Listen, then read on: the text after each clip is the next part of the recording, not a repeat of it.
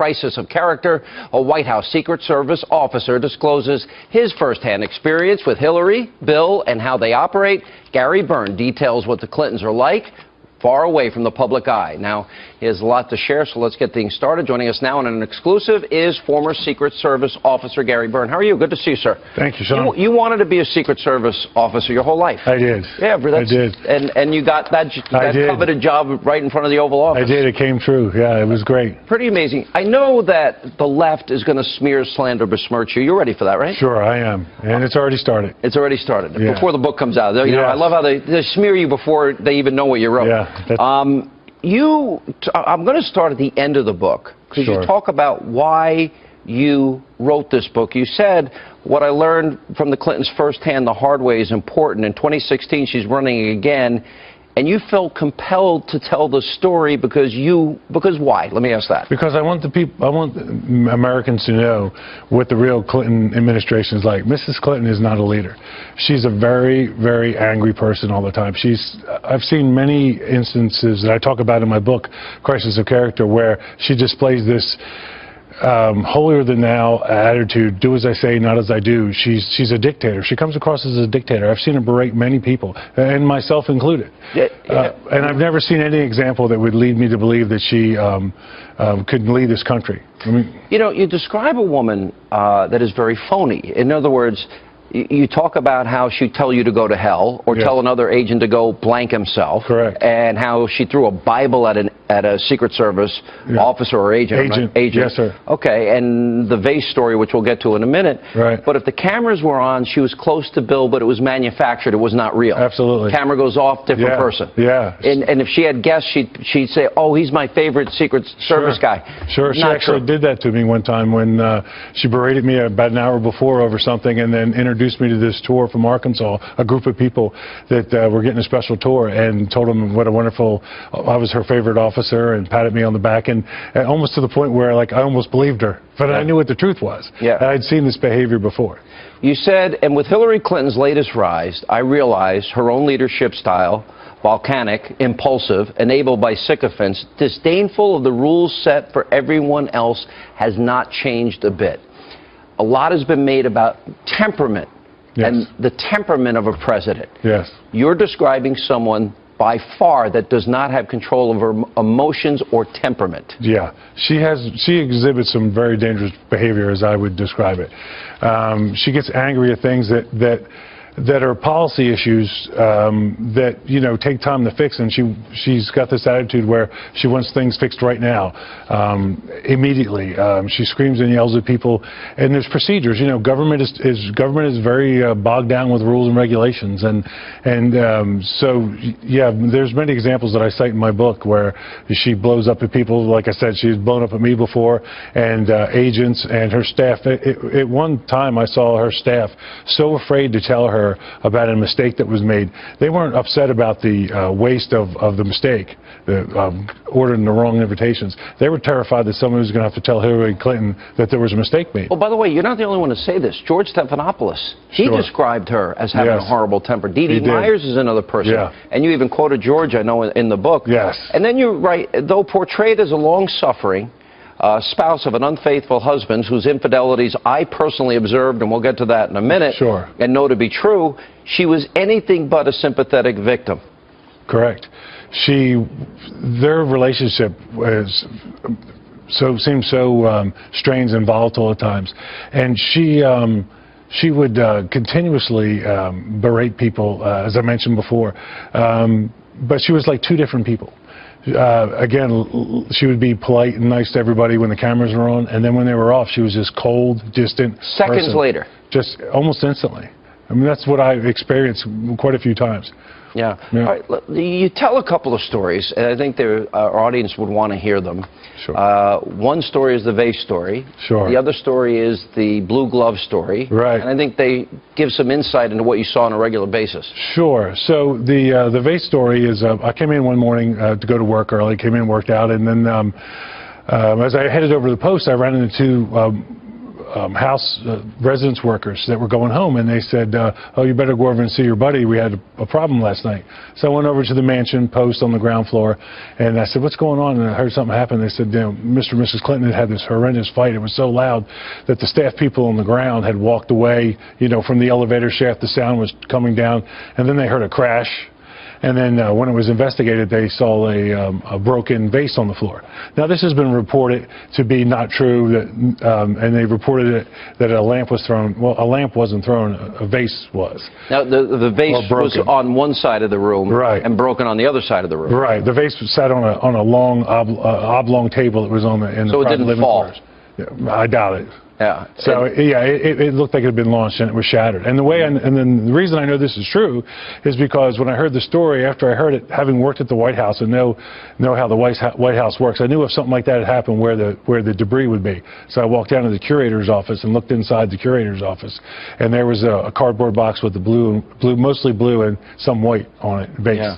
So I knew it was true. Yeah. Tell us a story about the blue glove. So the blue glove incident. You're talking about like medical gloves. Right. The uniform division officers are required to wear these gloves, and for everybody. Yeah, when you're searching people. Right. And Congressman Barney Frank came in with some representatives, and as they were putting the gloves on, and Congressman Frank asked why they were wearing the gloves, and he said, the officer said, why do you think? And so they felt like the uniform division was being rude to them. So when they got into the mansion, they started complaining about it. And when it got to Mrs. Clinton, she pretty much came unglued. I actually got phone calls from my coworkers over there who told me the story and said she was on her way over to the Oval Office, that she was furious. You tell that it ended up that she literally went down to the Oval Office to see Bill Clinton. Yes. Wanting all the agents fired. All the uniform division officers. All the uniform division officers fired. Yes. They were always against us from the beginning because they had worked for former President George H.W. Bush. Right. She was paranoid about us, and for no reason. I know it sounds silly for me to say this now because I'm talking about it, but we're incredibly loyal to them. And many times, as I detail in my book, Curses of Character, I tried to help them. I tried to do the right thing for them and hide some of this stuff, but you couldn't help them. It's this perpetual scandal, one after the other. It's like you can't help them help themselves. Yeah. And this temper issue of hers was not uncommon. This was a regular, you described somebody that has almost on a daily basis. Sure. Maybe a daily basis, not so much, but certainly a lot. I saw it so much that I became numb to it almost. And I always go back to what I was told by a sheriff from Arkansas one time. And we were debating whether they would get elected. This is before they started running. I was down there on a protection detail for former President George Herbert Walker Bush. And the guy said, "Let me tell you something about these people, Gary. I've known them for years. Everything you hear about them's true, and if they run for office, they'll get elected, and they'll be there for 8 years." Yeah. And he wasn't just. I mean, he was serious as a heart attack. He almost looked right through me, and he knew these people deep, well. Yeah. So it's just the same thing that we heard about in Arkansas. All these rumors, it became true at the White House. And would these fights be something common knowledge? Everybody knew there was a lot of fighting. Look, I know we did a pretty good job of hiding it. We helped them hide it. That's our job in this Secret Service. You helped them also hide his infidelity. Well, yeah, I did. I mean, I did. At one time when the Navy steward came and was complaining to me near the Oval Office that he had found these towels that were stained with lipstick and other and some fluids, that he was concerned and that he was tired of cleaning up after the president's affair. And in one particular case, I actually took the towels from him, Sean, and put them in a plastic bag, and I destroyed them. I want to get back to that in a second here, but you describe her as dangerous, abusive, and paranoid. Yes. Yes, one of the first things when they first came to the White House, about 2 years before they got there, the Bush administration put in this brand new state-of-the-art telephone system. Well, when they came in, they wanted to change because they thought the Bush administration... Bushes bugged them? Right. Yeah, that's kind of paranoid. Yeah, and it sounds so crazy when you think about it. And so they went and had the phone system changed and they didn't know it cost money. They actually didn't have the money to pay for it at the time. Before I get into all the issues involving Bill and her and what she knew or didn't know and covering up and lying and you being put in the middle of all this, people use drugs at the White House? Yeah, there were some issues. One of the ones I comment in my book, and I'm very careful not to tell too much about it because I don't want, hopefully this person got on with their lives and live a healthy life. But there was this one particular staff member that they'd come in the morning and they'd be so beat up and exhausted looking, worn out, exhausted, and to the point where they couldn't even say good morning. And they'd go in their office and then they'd go into the bathroom. They'd come out of the bathroom completely elevated and happy and smiling. And it was obvious you thought coke was being used. I did, and then later on, I was told that this particular person actually they did like something similar to an intervention and got her help and got her to a clinic. And I never did see her again, but I understand she did all right. So. Okay. And welcome back to Hannity Show. Earlier this month, when details from Gary Byrne's tell-all book began coming out, well, the Clinton campaign, they went on the offensive, releasing a short statement saying, quote, Gary Byrne joins the ranks of Ed Klein and other authors in this latest in a long line of books attempting to cash in on the election cycle with their nonsense. Now, it should be put in the fantasy section of the bookstore. We continue now with the author of the book. Crisis of Character, a White House Secret Service officer discloses his firsthand experience with Hillary, Bill, and how they operate. Former Secret Service officer Gary Byrne, 30 years of service, your book isn't even out, and they smear you. Yes. So now that it's out, I guess they'll really start smearing you. Yes, I believe that is going to happen. Is that you tell those stories, go to hell, she would say to officers, go F yourself. Yes. Throwing a Bible at an officer. And an agent, yeah. And even you lashing out at many agents. Sure, and officers. And now trying to smear a 30-year stellar reputation. Yeah. What's your reaction to that? Well, my reaction is I'm an Air Force veteran. I spent 25 years in the federal law enforcement protecting them, and I realized they're bent out of shape about me coming out and telling the truth, but it is the truth. It's the story of my life, and they just happen to intersect it. And as I mentioned before, the reason I'm doing it... So you expected this? I did. I'm prepared for it. Yeah. I don't like it, but it is what it is. And when I decided to come forward and tell my story, I knew I'd be You expected it because you know them. I do. I know them well. You said she berated, meaning Hillary, Vince Foster till he could stand no more. Right. That implies that she drove him. In part. Nobody knows why somebody takes their own life. But I can tell you, when I met Vince Foster in the White House and I saw him walk around, I never saw anybody that didn't want to be there more than he didn't want to be there. He looked so uncomfortable. And there were many incidences or stories where the staff would hear her berating Vince, and she blamed him publicly for some of the things that they didn't get done. And as a lot of people know, in his suicide note, he basically said that that Washington D.C. was this terrible, vindictive place, and it was one of the reasons he took his own life. Yeah. I mean, it's a terrible thing. I didn't know him well, but I was very sad when he did take his life, but I was not surprised. You found Bill Clinton, in spite of all his infidelities, a nicer person. He is, yeah. He's very would want to give people their time and do and be polite, and was like that more in real life. He was. He'd look you right in the eye. He'd talk to people. Yeah. He was very kind. I actually they introduced my parents to him one time, and they remembered it forever. You knew about many affairs. We don't know about all of them, do we? No, and I don't know about all of them. I just certainly know about... But this is the Oval Office. This is the President of the United States. Isn't that a national security threat? Yeah, I would think it is. I mean, my question was at the time when I was being forced to testify and being... You didn't want to testify. No, I never wanted to talk about this at all. Never. And I know that sounds silly now because I'm coming out, but clearly I've walked through some door where I think it's time and it's important to do. How many women do you know for sure he had affairs with in the Oval Office? In the White House complex, I'd say easily 3, maybe 4 that I know of. And you saw Monica Lewinsky a mile away. Sure. You knew she wanted to be near him. She was certainly manipulating some of the staff, myself, other officers and agents to find out where the president was. So she wasn't manipulating if you saw through it. Well, yeah, I agree, but I mean, I saw through it right away. She was trying to place herself in his path when he would move around the complex. Now, you never actually saw them together. No. Well, not alone. Not alone. All right, but you did see, you walked into the map room, I believe, and you did see... Actually, I'm sorry, that's not correct. I did see them alone. You did see them alone? Yes. And what did you see? Well, there was an incident one time where during their affair, she showed up on a Saturday to said she had to deliver something to the president. Was that the Saturday? Yes. During the shutdown? No, this was before that. Okay. I'm sorry, this was after that. This was after that, and she showed up on a Saturday under the pretense of delivering some newspapers or something, which she already had copies of. The staff wasn't in yet because it was Saturday. Right. And so I blew her off. I told her to leave, and about 5 minutes later, the Oval Office door opened up, and the president said... Somebody come by? Yeah, if somebody tried to deliver something to me, and I looked at the agent, and he's like... And after the president closed the door, he said, "I told you, Gary, stay out of it. Don't stop trying to stop her. You know, you don't know what goes on out on the road."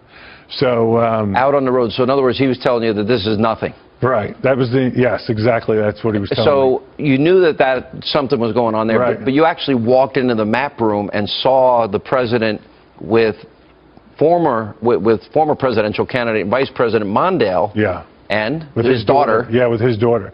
Yeah, so I stopped by on the way from the East Wing to the West Wing to say hi to a friend, and one of the Navy stewards walked up with a shirt for the president, and the president was waiting in the map room for him, and the steward opened the door to walk in the map room, and he was looking back at us and not into the room. And when he opened the door, the president was standing there with Eleanor Mondale, and they were like teenagers, you know, standing up, locked, making out, and they didn't even look up at us. They never saw us. You knowingly had a situation where, how do I say this delicately, you got rid of evidence. Let's put it that way. I did. But it wasn't subpoenaed. It was not illegal what you did. Right. This was before we knew there was an investigation going on. And I was trying to help the president. I was trying to protect him from more scandal and embarrassment. And the steward came up with some towels that had lipstick on them, and then another time with stuff that is, you know, bodily fluids from a male, yes, and thank you. And I'm trying to help you out here. But, I'm trying to help my TV audience out here more. Yeah, I'm trying to keep it PG. Yeah. So, so the steward was highly distraught over this, and he complained that it had happened before. So I took a plastic bag and I had him thrown into it, throw the towels in there, and I think it's a little unfair to leave that for somebody else, don't you? Yeah, but based on what I've seen before, they don't think about that. They just do whatever they want to do. Was it common knowledge this president was doing all this? Did you think she knew, Hillary? I do now. I mean, I can't tell you when I decided that she knew and accepted it, and that was the way it was, and then once in a while she'd blow up over it. But like when the Monica story came out, my feeling at the time was that she wasn't upset about the breach of their marriage. She was upset because he dented the Clinton brand again. He made them look bad again. Yeah, and so it was more about image again. That's But when you've heard those stories of Kathleen Willey, Paula Jones, Juanita Broderick. Yeah, yeah. Well, you know, after I saw their stories, after I had worked there for a while, I will tell you that my gut feeling is they're all telling the truth. I mean, you can't act like that. I mean, he's been acting like that his whole life. And I do believe, especially Kathleen... But if everybody... How did he possibly keep it contained? Did he not know that as the president? He doesn't, and he doesn't seem to care. He just keeps behaving in that odd... It's like a vicious cycle. And welcome back to Hannity as we continue now with former Secret Service officer Gary Byrne, his explosive new book, Crisis of Character. You didn't finish the story about the vase, because that morning he came down after that vase was broken, and he had a black eye, like a big black eye. Sure. So after the incident, when he came, the next time I saw him in the Oval Office, he had a mark under his eye. You could see they were trying to hide it with makeup. And when I walked in, obviously not. Yeah, no. And I walked into the secretary's office, and I said, what happened to the president? He's got a mark under his eye. And his assistant, Nancy Herrenreich, said, oh, that's he's allergic to coffee. And I said, under one eye? I don't understand that. Yeah, that doesn't make sense. Right. But there was really a crisis. The Secret Service had to decide whether or not his own wife was a physical threat to the president. Right. It was How big an issue was that? It was a concern. I've discussed it with other officers at the time and agents. What do you do about a domestic dispute? What if the president... And what was the answer? Each situation is different. You know, you have to protect the president, the protectee, and you have to protect the first lady. But you know, if he gets caught with some woman and she goes ballistic, then what happens? So you were the door. You were like the doorkeeper. Pretty much. You were the guy in front of the Oval Office door. Yeah. If somebody got in to see the president, they had to go through you. Pretty much. Okay. Me or the other. There were 6 officers. How often would you know that that person was there for another reason, to be with the president in a romantic way? So the way it worked would be like if I came up and relieved somebody on post, the officer that I'm relieving is going to say, hey, you know, he's in there with Lewinsky or whoever, and you know, they've been in there a while. Just a heads up. So it wasn't like we were gossiping. You have to pass this stuff on. Right. You don't want to blindside your coworker. So you always pass this information on. And we were concerned. I mean, what if she did catch the president in a compromising situation? But you had a plan for that. Wherever Hillary was, you guys were communicating if she was headed down, and then you'd have to go warn him. Well, I never actually warned them, but yes, that was the plan. Like, yeah, that was a plan. You had a plan in place, basically.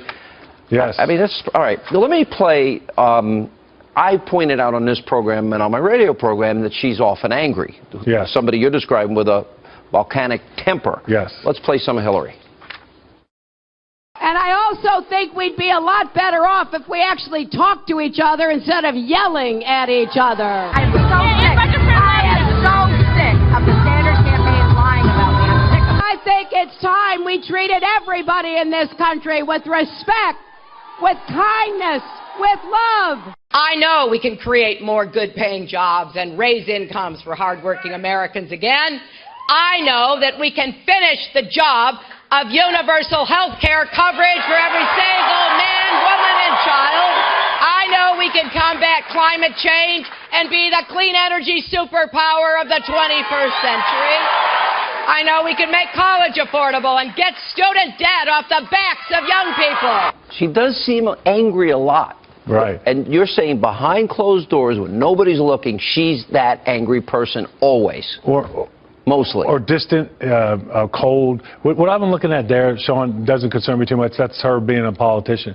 The kind of anger I'm talking about is where she just almost can't even complete a sentence. She starts yelling, screaming, cussing. You know, I talked in the book how she... By the way, mistreating people in their positions. Sure.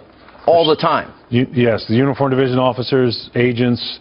So this is like you're describing a phony, fake, fraudulent human being. Absolutely. All right, let me give you an example. This is Hillary, you know, saying she remembers landing under sniper fire when she went to Bosnia. This is what she said. I remember landing under sniper fire. There was supposed to be some kind of a greeting ceremony at the airport, but instead we just ran with our heads down to get into the vehicles to get to our base. Great image making, but here's the problem. We have the real video, and this is it. This is Hillary arriving not under sniper fire, but she walks up to a group of young girls who give her flowers and give her gifts. That's not exactly sniper fire. So is that the person you're trying to warn America about? Yes. Explain. In other words, she sits with an interview with Bill. You think they're the happiest couple together. The light goes off. She hates him. Right.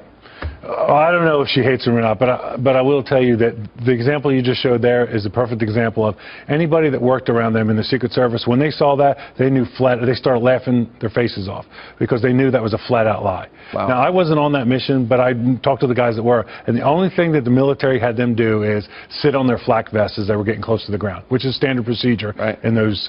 But when she made the claim that they were under sniper fire, I knew it was a lie. I want to go back to where we started. You feel compelled to do this. I do. You never signed a non-disclosure. You have the right to do it. Some people wish you didn't do it because of the position you're in. Now guys do have to sign non-disclosures. They do, starting in, I believe, 2004. Okay. What is it, the final question, what do you want people to know what you saw in their years as president? Well, first thing I'd like you to know is I'm not comfortable about talking about this, but I feel so strongly that people need to know the real Hillary Clinton and how dangerous she is in her behavior. She is not a leader. She is not a leader. She doesn't have the temperament for the job. She doesn't have the temperament. She didn't have the temperament to handle the social office when she was First Lady. She does not have the temperament. She's dishonest. She's dishonest. She habitually lies. Anybody that, you know, can separate themselves from their politics and review her behavior over the last 15 years. You're going to be accused of this being political. I'm sure I will be. I have been already. And it's what's not. your answer? It's not. It's got nothing to do with politics. Is it a love of country? It is love of country, and I hope someday that it does make a difference. I mean, if Mrs. Clinton ends up being the President of the United States, then she's our President and she's the Commander-in-Chief, and it is what it is. But if she did become the President without me speaking the truth, I'm not sure I could deal with that. People need to know this is serious, and her behavior is appalling, and she's two different people. All right, Gary Byrne, thank you for being with us. Sean, appreciate thank you. it. I appreciate your time. Thank you so much. Thanks for telling your story.